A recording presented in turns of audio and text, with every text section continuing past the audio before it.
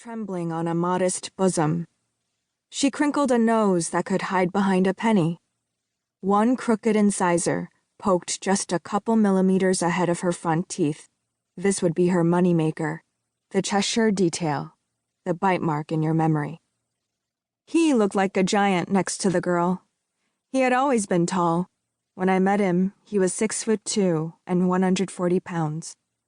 Sometime in college, he had filled out and grown into impressive good looks, with soft toffee brown hair, an unearned surfer's tan, and kind eyes the mellow green of new sage.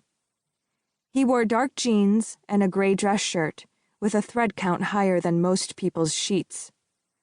Luke, like many of his classmates at the USC School of Cinematic Arts, had an indulging father with deep pockets, and, though he didn't like to admit it, expensive taste. Luke and I had been friends since high school, though back then we spent little time together off campus.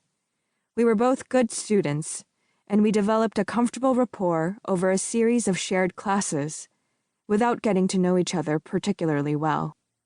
In December of our senior year, we were both admitted early to Yale, and we started to hang out and become friends.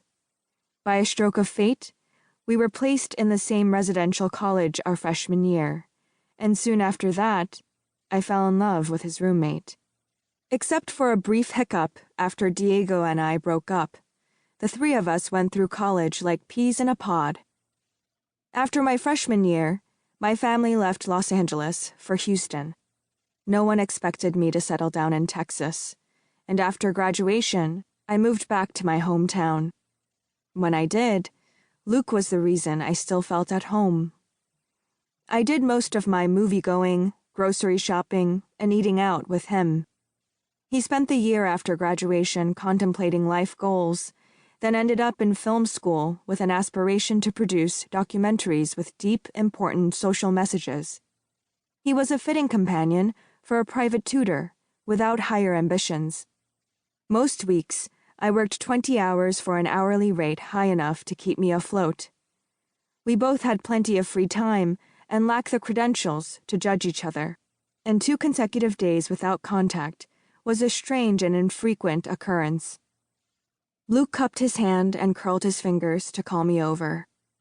I was his exact height in 5-inch heels, and enjoyed standing shoulder to shoulder, but I obeyed the sign before stepping over to Luke and the girl. "Song! Thank God you're here!"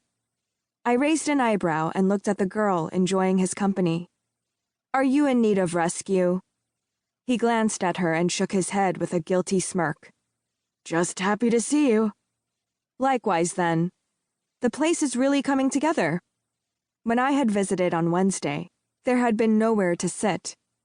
"Like it?" "Well, you did let me pick the couch, and you know how much I love Philip Marlowe." He smiled. "So much that no flesh-and-blood man can compete." "With witty, brooding Philip Marlowe? Of course not." I gave him a light punch on the shoulder. Luke was also between relationships, but my perpetual singledom was still a favorite topic. He remembered the girl on his arm and introduced us. "Sorry, Song. This is Lori Lim. Lori? Juniper Song. But everyone calls her Song. I guess you can understand why."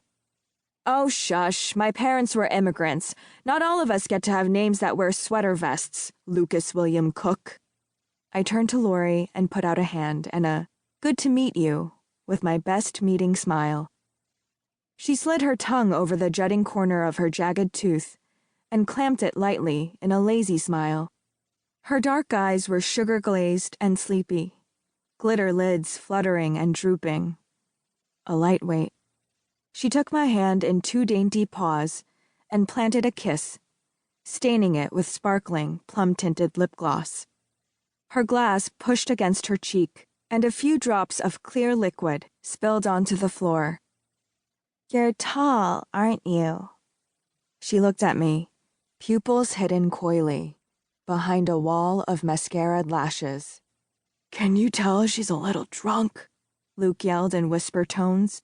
"Did you Korean girls get together and decide this was a cocktail party, by the way?" After a